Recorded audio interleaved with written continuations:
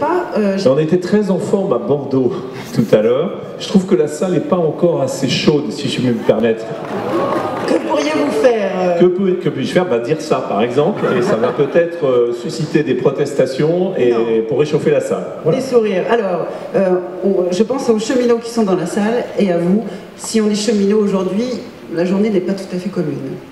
Oui, mais en fait, je voudrais d'abord commencer par vous remercier, Monsieur le Président de la République, de votre présence avec la ministre des Transports pour cette ouverture. Je vous remercie vraiment.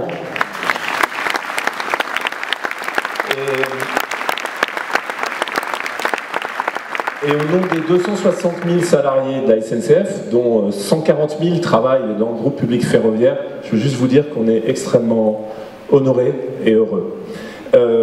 Répétez la question, pardon.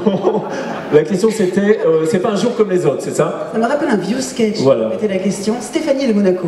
Ouais. Non. Alors, la question c'était, quand on est cheminot, la journée, elle n'est pas tout à fait comme Alors, c'est vrai que c'est pas un jour comme les autres parce qu'on y travaille depuis 10 ans et on est prêt. Simplement, c'est les 9e et 10e lignes à grande vitesse qui s'ouvrent en France. La particularité, c'est que la 9e et la 10e s'ouvrent le même jour à la même heure, c'est-à-dire cette nuit, pour démarrer demain matin. Donc c'est vraiment un gros challenge. Avec Eiffage, on est à l'heure et au budget. Ce qui est formidable, c'est en France qu'on est à l'heure et au budget sur les projets de ligne à grande vitesse. Bravo à Eiffage et bravo aux cheminots de la SNCF.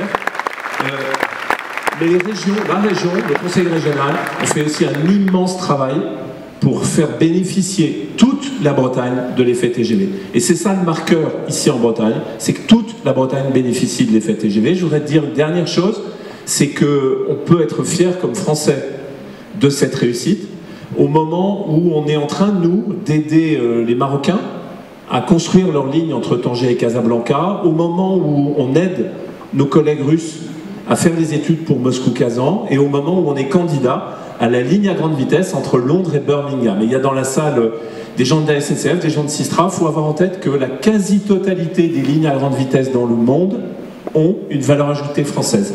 Alors vous êtes fiers, vous évoquez en sous-texte les savoir-faire engagés. Est-ce qu'ils l'ont été partout dans l'entreprise? Oui, il y a plein de métiers qui ont été impliqués, mais l'important c'est demain. Et demain c'est un vrai Big Bang. Elisabeth Borne le disait tout à l'heure, 40% des horaires de train changent demain matin. Alors je vais solliciter un peu de bienveillance, un peu de compréhension, parce qu'il y aura forcément une montée en puissance progressive, il y a forcément une période de rodage, et puis c'est vrai qu'il y a beaucoup de TER nouveaux qui se mettent en place dans la région, et là encore, il va falloir qu'on trouve nos marques. Au total, ça va quand même être un transport qui est plus écologique et plus solidaire. Je donne juste un chiffre, c'est 8 fois moins d'énergie que la voiture, c'est 24 fois moins de gaz à effet de serre que l'avion.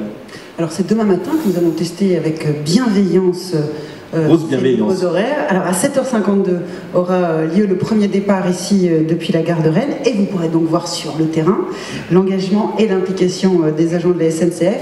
Ceux qu'on appelle les cheminots ont un mot à vous dire.